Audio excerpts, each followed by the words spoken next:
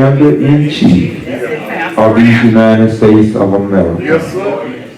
I said to us some 4 years ago that my real concern was the fact that he got in office, how many Supreme Court justices he would be able to name. He's named 2. And these people are young. And they have the opportunity to perhaps serve for 40 or better years. Because those are lifetime appointments. But even beyond that, look how many he's appointed federal judges who are also lifetime appointments. Even if he's not reelected, he will impact the judicial system of this country for at least the next 40 years. Amen. And then, not only that, but look how many judges that he has named to these key federal positions that will rule on various things when you're appealing. Let me tell you, baby, we need to pray. If we ever needed the Lord before, we sure enough need him now. There have been meetings in our city, and I see Representative Norton tried to have a little meeting the other day. Everywhere you look, people are fractured, talking about what we need when God has already given the recipe. I pondered for this hour, and Sister Jackson, chapter 13, verses 1, 2, and 3. Though I speak with the tongues of men and of angels, and have not charity, I am become as sounding brass or a tingling cymbal.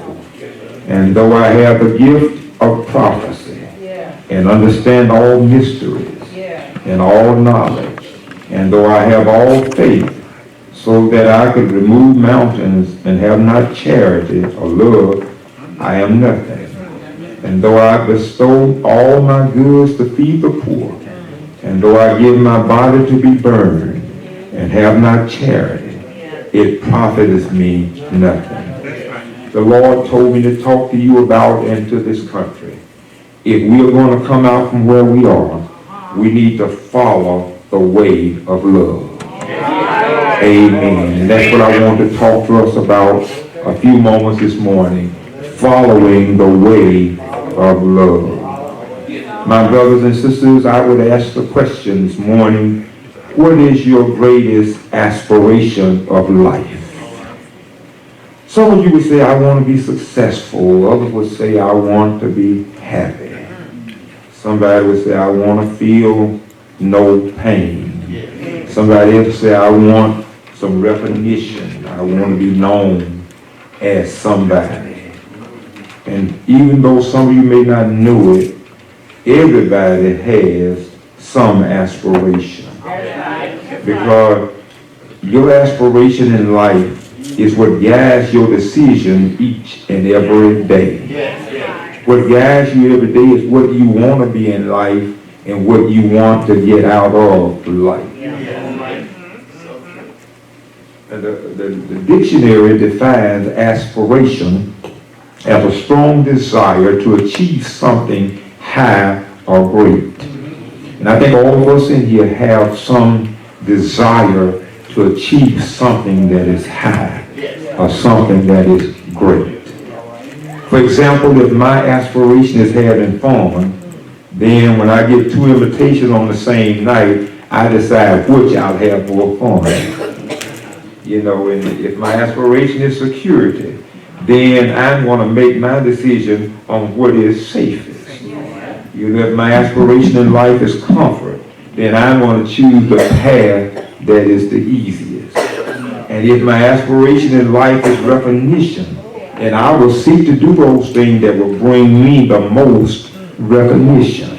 And that's one of the problems in our world today. People want recognition. People really don't care about helping other people as long as I can be recognized as somebody. But what does our passage of Scripture teach us about our aspiration in life? It says that our aspiration in life should be love. Repeat, love. 1 Corinthians chapter 14 and verse 1 says, follow the way of love. If America is going to be saved, if America is going to have to come out of the ditch, we are going to have to start following the way of love. Now, why does God tell us that our greatest aspiration should be love? Well, that's what I want to share a few points with you this morning. First of all, number one, love should be our aspiration in life because of its priority or its importance. It ought to be your aspiration because of how important it is, and love ought to be the number one priority in your life. Let me submit to you this morning, you will not have a good family life if your love life is not right. And I'm not talking about the sexual now. If you don't have love for your spouse, if you don't have love for your children, you don't have love for your parents, then that home will not be the home that God would have it to be. Well, first of all, let me submit to you, without love, all that I do is useless. Oh, Lord, help me, Jesus. Notice what verse 13 says, if I speak in tongues of millions of angels but have not love, I am only a sounding gong or a changing symbol. Paul said that words without love are empty. Words without love are like a resounding gong or a clanging cymbal. In other words, you're making a whole lot of noise but you aren't saying anything. See, the world is impressed by great communicators. God is not impressed by great communicators because he says that words without love are nothing. The Corinthians were impressed with their ability to communicate. They were great communicators. They said, we speak with the tongues of men and of angels. God wanted them to know that they were majoring in the manners. And I submit to us that we in America today are majoring in the manners. There's a book called Who Changed the Price Tag? We put value on that which has no value. And that which has value, we lessen the value. Do I have a witness? Have you ever heard somebody say, we're not communicating in our home? Well, let me tell you why you're not communicating in your home is because you're no longer speaking in loving ways. Again. In order to communicate in your home, you can't be harsh. You got to speak in loving ways. Even when you talk to your children, you got to speak, and you go, well, I'm the mama. No, you got to speak in loving ways. People always respond to words that are spoken in love. Yes, you can get a whole lot more done speaking in love than you can being harsh. We resent and we reject unloving words. Now, Ephesians 4 and 15 says that, I'm preaching on the Bible, speak the truth in love. This need to be Sunday morning here. I was telling the truth, if you got to speak it in love. Many times we are abrasive, we're speaking the truth, but it's not in love. We're not speaking it to help a person, we're speaking it to hurt somebody. We're not speaking to build up somebody, we're speaking it to tear down somebody. But he says, speak the truth in love. Well, the second thing I need to say to you, without love, all that I know is me. I don't care if you have a PhD, DTT. If you don't have love, it's meaningless. Verse 2 says, if I have the gift of prophecy and can fathom all mysteries and all knowledge, but have not love, I am nothing. Paul said it's all right, and it's a good thing you may have membership in honor societies, but Lord, you may have a ton of degree, but it does not matter if you don't have love. I don't care what Greek organization that you're a part of, I don't care what honor society you're a part of, if you don't have love, you don't have anything. You can be a walking Bible commentary. You can have the whole Bible memorized from Genesis to Exodus to Revelation, but it won't matter one iota if you don't have love. I I get sick and tired, Alice, of people who want to quote scripture and beat people over the head with scripture, but they have not love. I feel like hollering right there. We've got to have love. That's the problem in our churches. That's the problem in America. Love is absent. The Democrats can't stand the Republicans, and the Republicans can't stand the Democrats. The independents don't know which way they're going. America's on their way to hell in a handbag because there's a lack of love. Where there is a lack of love, there's a lack of civility. Where there's a lack of love, there's a lack of respect. And you see it bursting out on the floor. They go out, just the man, they just use that word, but they don't mean a thing about it. They disrespect each other in ways that would not have been tolerated in Congress 30 or 40 years ago. And the problem is, even then when men disagreed with one another, there was love one for another. And let me take you a little deeper. Thank you, Holy Spirit. Back in days and time, men went to church, presidents went to church. This man don't even pass by the church. These people we got in Congress now, and if you don't have, let me tell you, you can't have love unless you know who love is. God is love, and unless you have God, you can't have love. I wish I had help up in here this morning. The problem in America is we have strayed away from God. Now, my brothers and sisters, I want you to understand, it's not speaking it, it's living. 1 Corinthians chapter 8 and verse 1 says that knowledge puffs up, but love builds up. Ooh, let me repeat that. Knowledge puffs up, but love builds up. Paul says it's better to have a right heart than to have a right head. You got a PhD in your head, but you done flunked out of kindergarten in your heart. It's better to have a right heart than a right head. Now, and you see, we understand we're in a knowledge explosion in our world. We have more knowledge now than we've ever had before. Yet the world has never known tension more prevalent than between nations, races, levels of society than we see now. The world is not in need of more knowledge, it needs more love. Without love, I am ineffective and incomplete. Well, the third thing I would say to us, without love, all that I do is inadequate. Without love, all that I do is inadequate. Paul goes on and says, I have faith that can move mountains, but have not love, I am nothing. There's a misconception that being a Christian involves knowing certain truth and certain doctrines. I hear people say, yes, I am a Christian. How do you know? Because I believe in Jesus. But let me tell you, the devil believes in Jesus. So you don't get no credit because you believe in Jesus. I don't care what you believe in him. I want to know if you love him, and that love relationship calls you to love other people. I wish I had somebody. I said, if you love Jesus, I don't care how much you know him, do you love him? And if you love Jesus, do you love other people? Some folks sitting up in church right now can't stand one another. I call some of them and I see the frowns on your face. Come on, yes, that's why I wear these extra glasses. I see real well.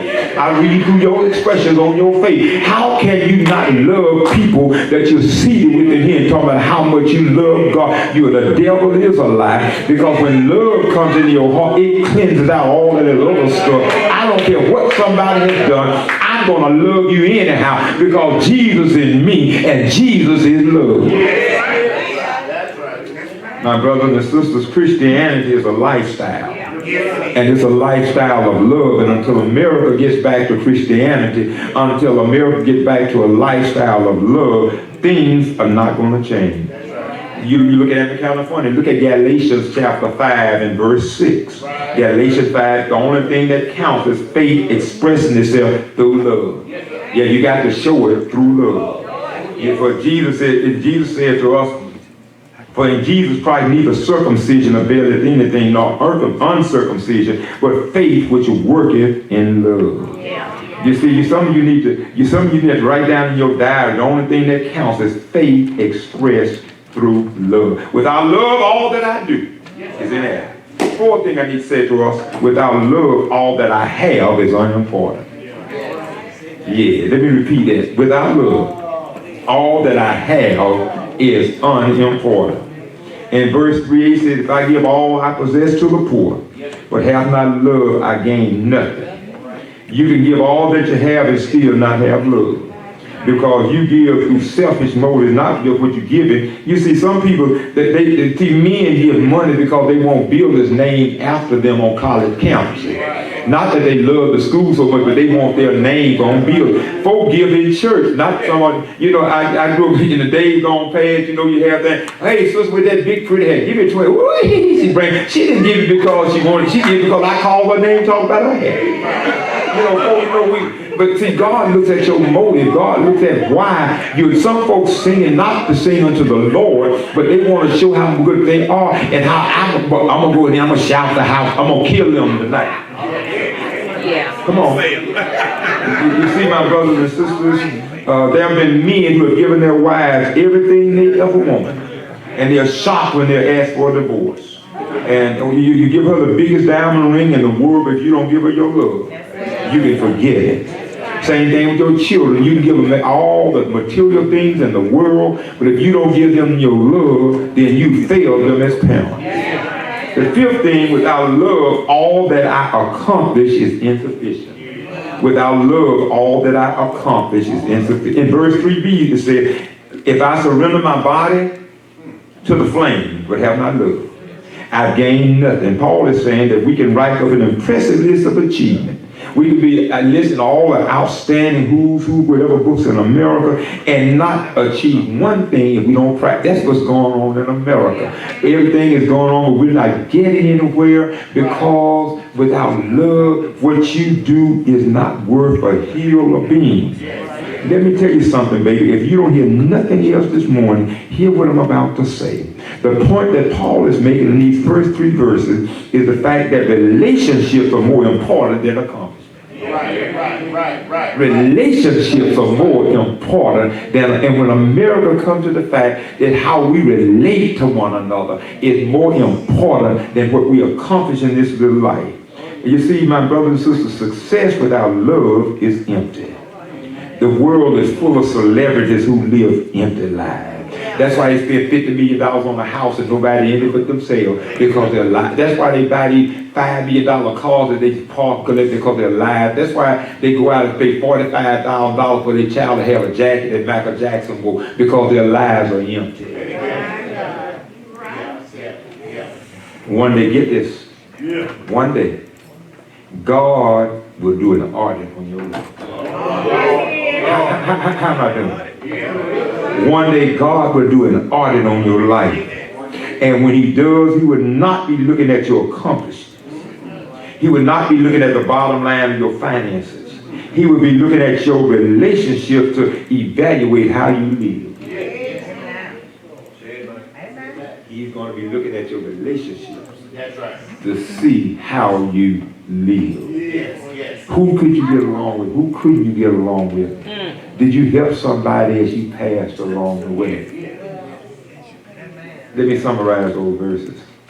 God is saying that I can have the eloquence of a great speaker.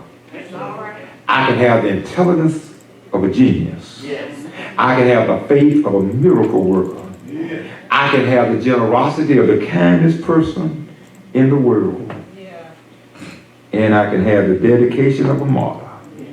But if I don't have love, it doesn't count. And that's what's going on in America. These people give away all this money, but don't mean a thing. You know, one of them said we're going to try to give it all away while we're living. They lying. It ain't hard to give it away. I'm sure all of us in here take a little bit of it. But even in giving it away, they attach strings to it.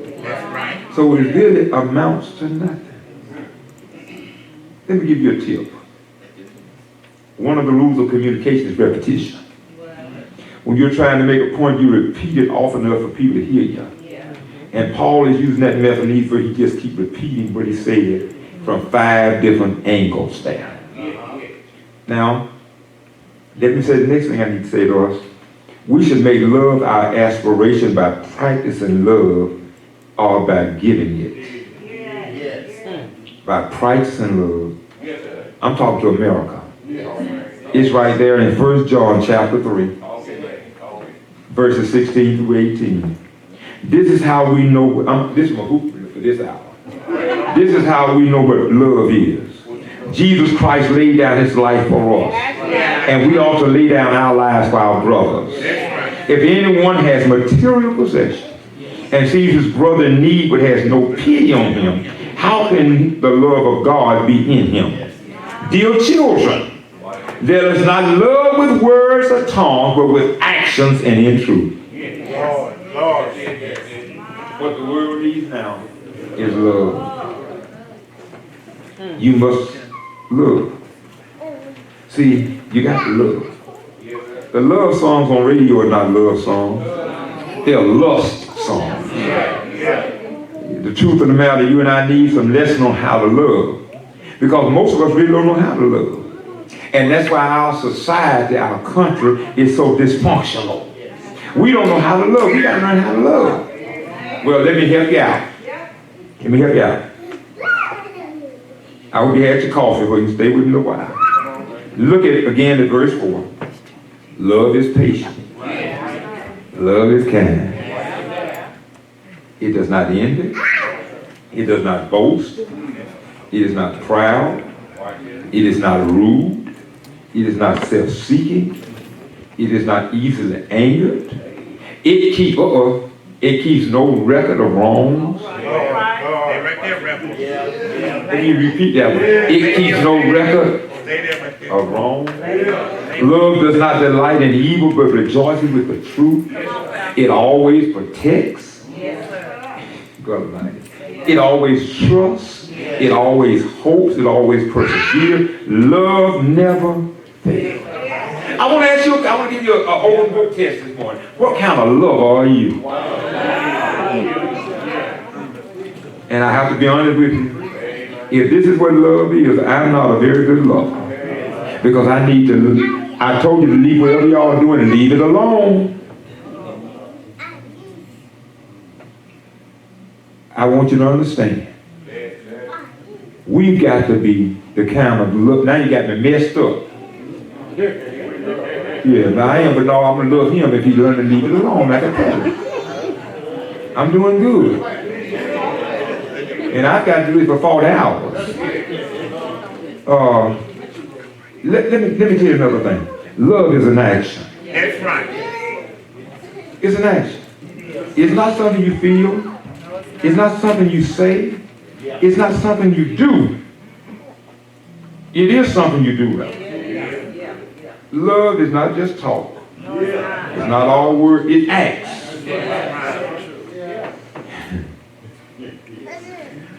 Love is a demonstration, not an inclination. See, when I'm inclined to do something, I might do it and I might not. Love is a demonstration. I demonstrate my love. Love is a choice. You choose to love or you choose not to love. See, there's a myth going around that says love is uncontrollable. That's a lie. It's your choice. You choose to love. You may not choose who you love, but you choose to love. Let me rewind that. You might not choose who to love, but you do choose to love. Love is giving people what they need, not what they deserve. Love is giving people what they need and not what they deserve. Love is an action and a choice. Without love, I'm nothing. The last thing I'm going to share with us, and I'll be out of the way. We need to make love our aspiration because of its permanence. Paul says we should make love our number one priority. Because it's the only thing that will last. Notice verse 7 and 8 is the chapter.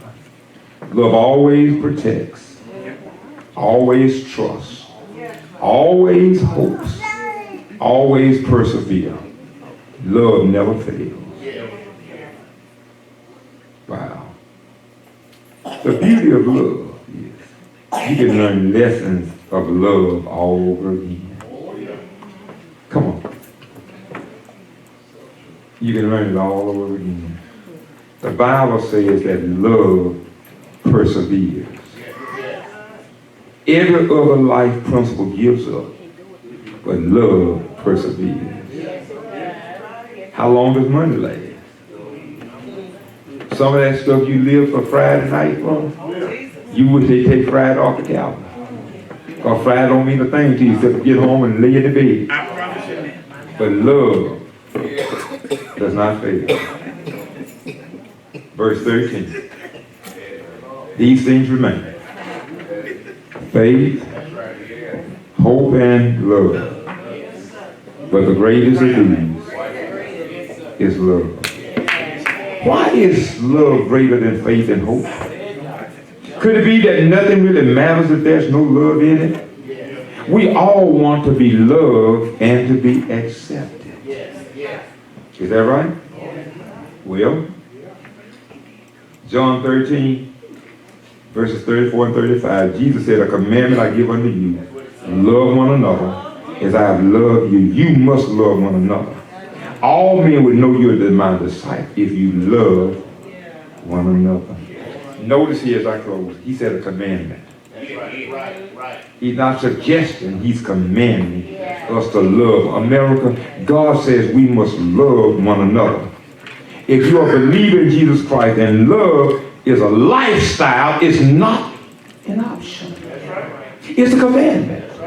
I may dislike your way, but I got to love you. Yeah.